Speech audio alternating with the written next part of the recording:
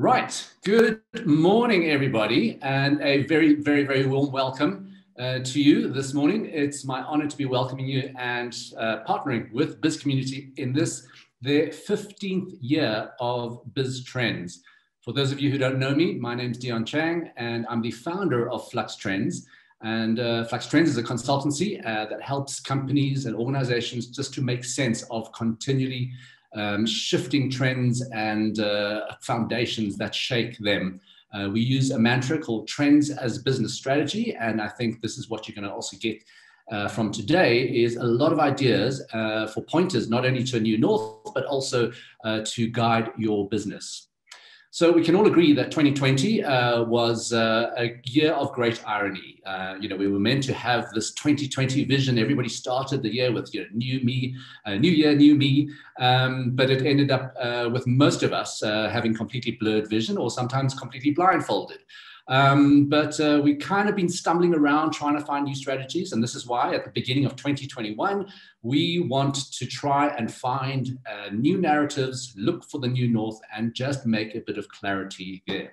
So it's from my comfort zone as a lecturer in trends and innovation at various business schools, a conference host, a journalist, and media spokesperson that the good folks at Biz Community have entrusted myself and Flux Trends' Bronwyn Williams, my partner at Flux Trends, to be your hosts for today, as well as your tour guides into the uncertain world of 2021, because we're nearing the end of January and already what a month it's been. So, but I can't do this alone. So we've got an amazing lineup of speakers to really navigate not only where we're going in 2021, but different perspectives from different industries, from different demographics. And it's going to be a very, very exciting morning and afternoon as well. So remember, there's two parts. There's a section before lunch. We're going to have a short lunch break. And then after that, we are going to continue till about 2:30 this afternoon. So stay with us. There's a lot to take in, and there's a lot of interesting things there. But we also need your help. So we want this to be engaging. And it's interesting. So that we're going to put up a poll, but I want to say the first thing is that normally every year, the English Oxford Dictionary puts up a word of the year. And they couldn't decide this year on what the one word was. So they just threw them all in. So words like pandemic, work from home, remote lockdown, mute buttons, Black Lives Matter, face masks, key workers, post-truth bubbles, all of those kind of things, and even doom scrolling were their words. So we want to know on the screen now, you'll see a poll. What narratives or what words did you use mostly in 2020? I'll just give you a few seconds just to hit those buttons and vote and see what I have an idea of what the outcome is going to be, but let's see what you guys think. So just look at those ones: kindness economy, new normal, unprecedented times. That was a lot there. Flatten the curve, the great reset, better normal, and the big one, you're on mute. Right. So we've got those results. So I thought you're on mute would win hands down. That comes in second. The number one narrative was the new normal. And the third came in these unprecedented times. So those are your top narratives there. But I also want to just put in so that while we've been listening to this new normal, I also want to put into people's minds that we're heading for a better normal, because normal is actually what got us here. So we don't really want to go back to what was in 2019 and that kind of normal.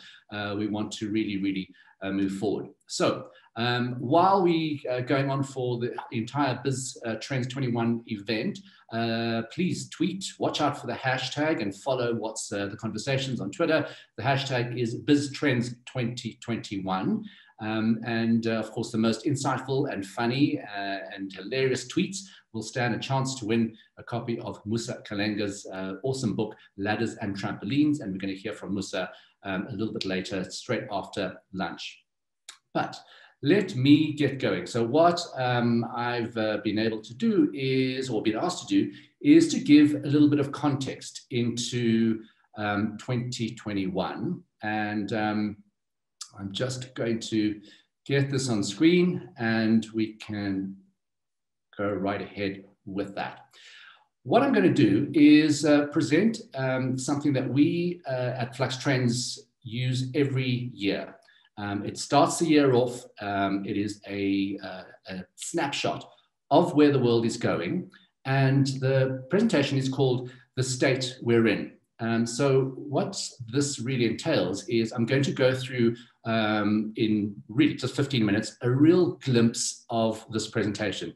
You're getting a sneak preview of this because we actually only release this next Tuesday. So you're going to get this before everybody else has that full look at the full trend briefing on the 2nd of February. But I'm going to go through really quickly 6 trend pillars. So we use at Flux the acronym TRENDS, TRENDS. So that stands for technology trends, retail trends, the state of the economy, the natural world, diplomacy, and socio and cultural trends. It's used by a lot of companies as an executive snapshot of where we are in the world and where we are going. So it will give you a taste of what's to come, and then we can start unpacking that straight after this. So let's start with the first pillar. But just before I do that, you'll see on the screen that the title for this year, we theme it every year and we update this every quarter. It's called Lessons from the Great Staggering, rethinking, reassessing, and recalibrating.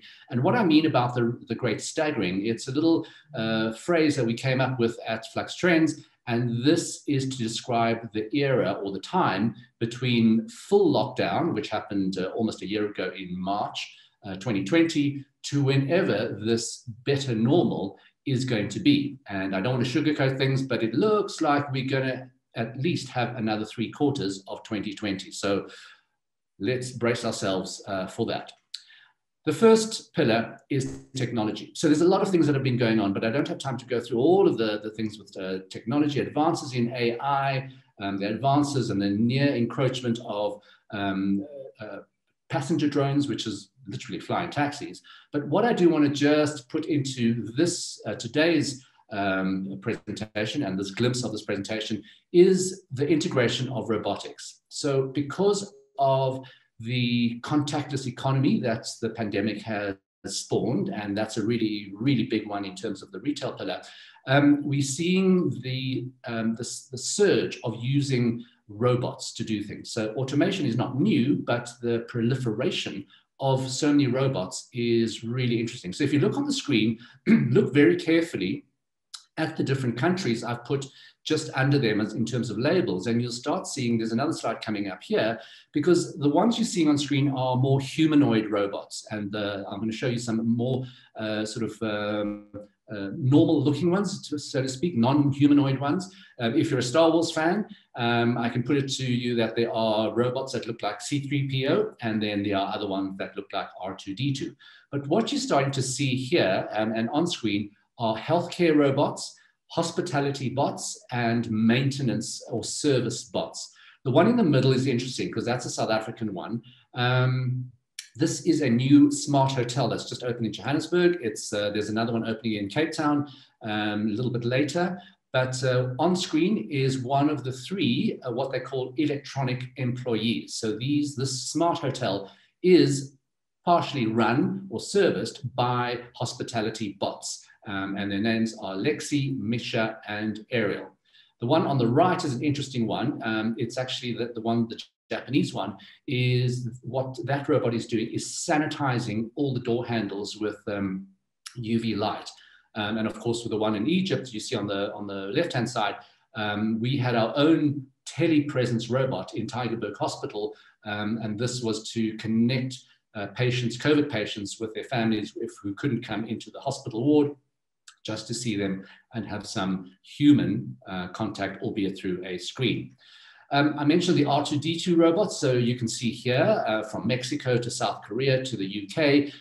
These robots are a little bit more unobtrusive. They don't look like humanoid robots, but what they're starting to say is that by the end of 2021, we are going to have just sort of over 3.2 million robots that are in active service. And I think I would say the number is a little bit higher than that. But you're going to start seeing the robots in 4 main categories, apart from the ones that I've put onto the screen now. So there's going to be a lot more in terms of retail delivery. There will be a lot more in terms of remote location monitoring. So if you think about sort of AI as combinations with cameras and sensors to help monitor, say, chemical factories, paper mills, marine vessels, that sort of thing. There's going to be a lot of automation in terms of just paperwork. We're going to sort of kill a lot of the drudgery of paperwork. And then there are cobots. So if you are working in a warehouse, you might already have a cobot. And these are these cobots, co-worker bots, that work with human people just to, specifically in fulfillment centers, to get those orders out as fast as possible.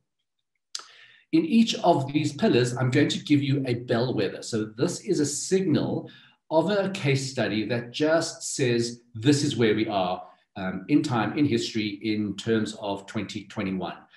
So there is a new expressway being built in China. It is going to open in June 2021. And the interesting thing about this expressway, it's a vast highway, but they have several lanes dedicated to autonomous cars. So driverless car technology is already starting to be implemented in a practical term. But the reason why I chose this as a bellwether, what you're seeing on screen is an automated construction vehicle. So a highway that is going to house autonomous and driverless cars is being built by a driverless robot steamroller. So there you have it, the big irony of robotics. The next one is the retail pillar. And this is interesting. So if you think back in 2019, there were a lot of tipping points that were happening. And one of the big things in terms of retail was sustainability. In lockdown and in the last year, if they say that psychologists reckon that it takes 21 days for you to take on a new habit or for a new habit to become entrenched. We've had 10 months and counting of new online shopping and this way of doing things. So that is going to be really, really entrenched. But moving parallel with that kind of online move is what this big trend of closing the green gap. So what I feel happened in 2020 is that the fast fashion retail cycle just broke. It was the straw that broke the camel's back. And we kind of knew that it was not sustainable. Fashion is, I think, the second most polluting industry in the world. And if you think about the waste, specifically of fast fashion, here's a stat from H&M. They churned out last year 3 billion garments. So if you think 3 billion garments from one retailer, and there are 7 billion people on the planet, just think collectively with the other fast fashion retailers. And what they're doing is they each year, and this was at the end of 2019, they were sitting on $4.1 billion worth of unsold clothes. So we really have to change that. What you're seeing on screen is a circular economy machine that they installed in a flagship store in Stockholm. And what you do is you take back something that you were going to discard that you bought at H&M. They feed it through this machine. It rips the shreds and it reweaves the fiber into a new thread, and then it reknits something. So you can go and then you can recycle something. You pay, I think, $15 for a finished item. It could be a t-shirt, it could be a scarf, but they're starting to enter that circular economy. So closing the green gap is moving the responsibility from consumers up to manufacturers and retailers to say, we need to do things very, very differently. The bellwether here is interesting. This is what you're seeing on screen is a big shopping mall in North Carolina that has been bought out by a gaming company called Epic Games, who do things like Fortnite, and they are going to move into that shopping center to become the corporate headquarters. So a real sign of the times there. In my economy pillar is an interesting one. There's a lot of talk, especially with 2020 and the damage to lots of small businesses and just the word empathy that kept coming out. So people are saying we need to really relook and interrogate very deeply shareholder capitalism versus stakeholder capitalism versus shareholder primacy. But a lot of things have happened in 2021. So this is a real estate reshuffle. There's a buzzword called semigration, which means that people are migrating within their own country, but to different cities. So second-tier cities, which are maybe more affordable. You can get more bang for your buck. You can get more space, a bigger house. And because work from home has become so embedded, we've now also separated workplace from work as what we do. They're not the same thing, so we can start working remotely. So there are other things that are happening. And of course, the future of offices is a big question. And there's an interesting thing in terms of retail that they said, if you look at the retail Armageddon that's been sort of bandied around since 2017, the reason why a lot of those shops have closed down and malls have shut down is because of just a 12% of activity in retail business that have moved online over a period of a decade or so while sales were still growing. So this steady, slow migration was something that was an undercurrent that nobody really took that seriously, and it has resulted in something very, very seriously. In terms of economies, this is an interesting one. You have this man on the screen is a 25-year-old, Mr. McVie. He's an Australian guy who actually sued his investment company, his super fund, for not managing his investment portfolio and looking at the risks of climate change. Interesting case. And the thing is, he won the court case. So this has set a complete precedent of somebody that can actually sue their investment company for not mitigating the risks of climate change. Interesting times, which brings me to the natural world as well. So because of the pandemic, our relationship between humanity and the natural world is in full focus. And this is a rather chilling one. The UN Human Development Index said last year, we've reached this not great tipping point. Basically, man-made things now outweigh natural things on Earth. So we've just been making too many things. And the irony is we are quickly trying to remake natural goods in the lab. So on the left is the first lab-grown chicken that has the first regulatory approval around the world. And on the right-hand side, you see a brick made of mushrooms, which is allegedly stronger than concrete. So while we're making more man-made stuff, we're also trying to make a lot of things that are going to replicate things in nature. So a very, very strange dovetail of those trends. My bellwether for the natural world are the long hauler syndrome.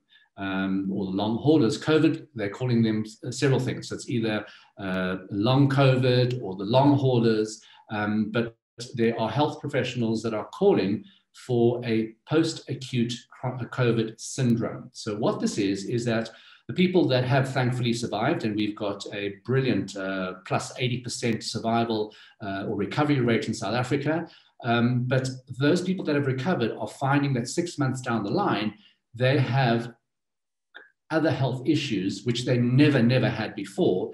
And the most popular, or let's say the most common ones, is just this complete brain fog. You don't have a memory. One woman said she's on a 48-hour memory cycle. She can't even remember her husband's name.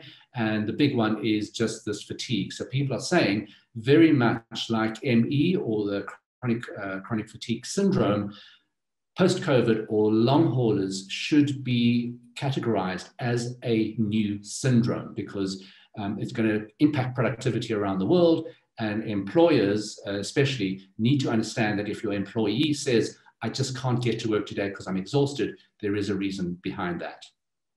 The second last pillar, D for diplomacy, is looking at, we're going to be so concentrated, especially for the first half of the year, whether you call it vaccine diplomacy, vaccine nationalism, vaccine tourism, it's a thing. But everyone's starting to grab vaccines around the world, and there's just this sort of geopolitical fight about vaccines. And what I mean about vaccine tourism, we saw the senior member of the Rupert family rush to Switzerland to go and get a jab, but that's starting to happen more and more. The bellwether for this is an immunity passport. And this is starting to just rear its head around the world because as borders close, because of the South African variant, the UK variant, all of these kind of things, new travel passes from the International Air Transport Association, even South Africa, we starting to do a system called the EVDS. It's called it's a electronic vaccination data system to start tracking people. The slippery slope of this is that you could be barred not only from travel, but barred from moving around the country, moving or coming into an establishment. There's a lot of ifs and buts around this.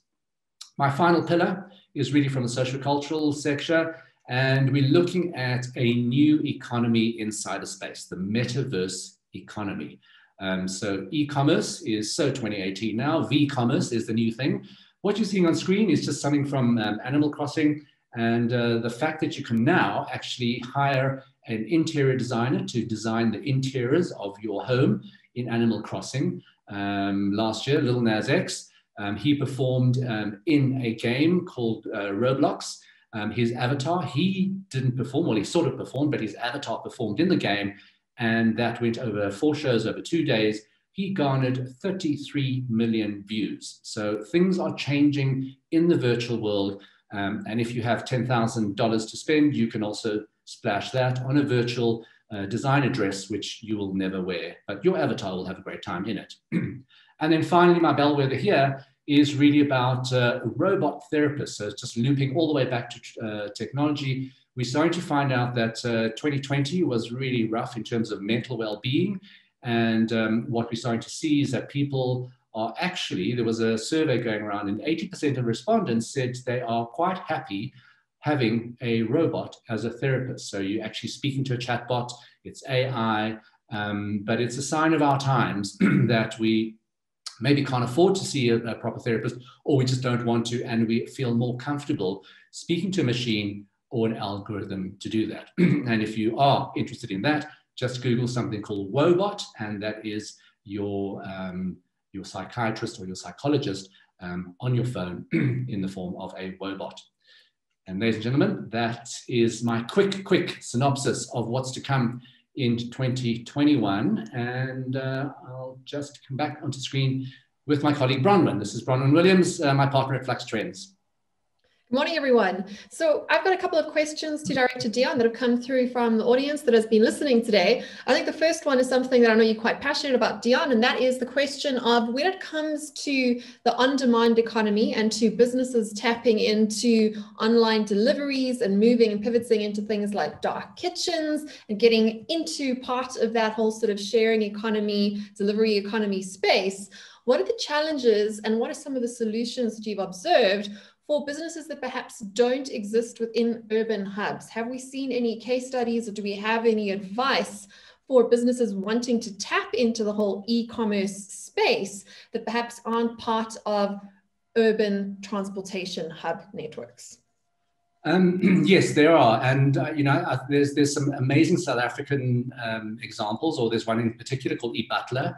But before I explain what it is, I just wanted to tell everybody that I think we're going to see with the next speakers is solution-based innovation is thriving on the African continent. We don't always have the resources, the infrastructure to do what a developed world would do. So we don't always, we try and replicate that, but we don't always do that. So what eButler did, it's a grocery delivery service. And during the pandemic, they were servicing your normal sort of suburban clients and that. But what they did, what all of the other retailers didn't do or couldn't do or said was not possible to do, was starting to service informal settlements and rural communities. And they did this because your retailer will say, well, that's not possible because you need internet, and not everybody's got internet and smartphones and all of that kind of things.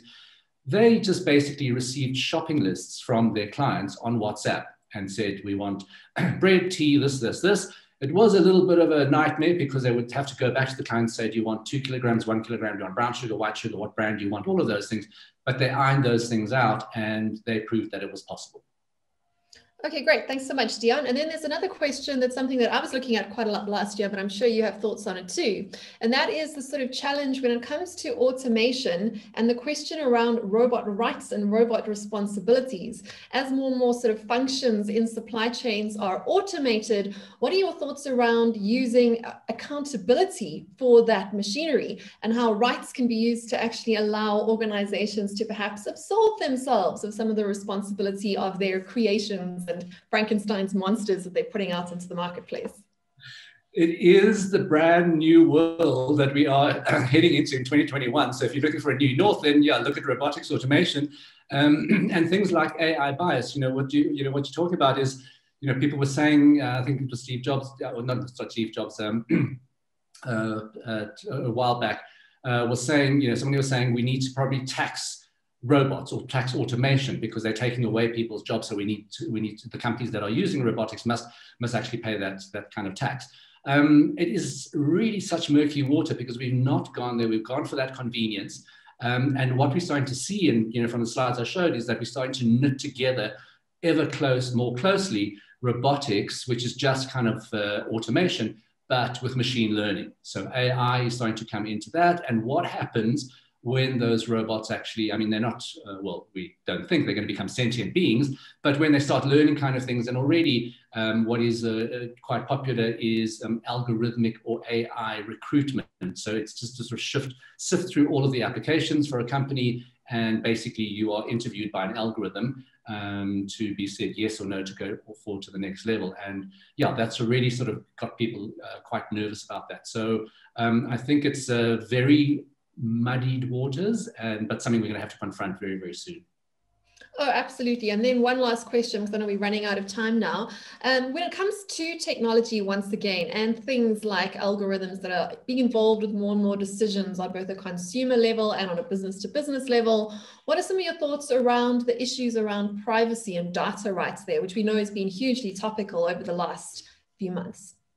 Well, I sort of have to smile about the whole panic about WhatsApp, and they're going to share stuff with Facebook, and then everybody sort of shares their concerns on Facebook anyway. Meanwhile, you have been tethered to this for a long time, and I just think we need to remember that if you were worried about people tracking you, then you should actually just not use Google. You should not use Facebook. You should not use kind of Android. Basically, you need to be in a bunker and wrap tinfoil around your head and not do that. It's been so often said that, if it's for free, you are the product. You're not buying something, you are the product to do that. So your privacy is not really something that you can kind of say, well, I don't want Facebook to track me. I don't want Google to track me, because they have been already. They know practically everything about you. But it is about your own habits. And behaviors. So do you want to post everything and onto it, and where you're going, and do a pin on wherever you're going? I think it's more about just kind of handling your social media appetite and sharing less, and kind of sort of stepping a little bit back from that, because we've been tracked anyway. So I think it's quite a pointless exercise. It's one of those trade-offs of living in the modern world, that trade-off between your privacy and, of course, all the convenience that comes with being connected to people all across the world. But I think that's a great part to just end off this session. And back over to you, Dion.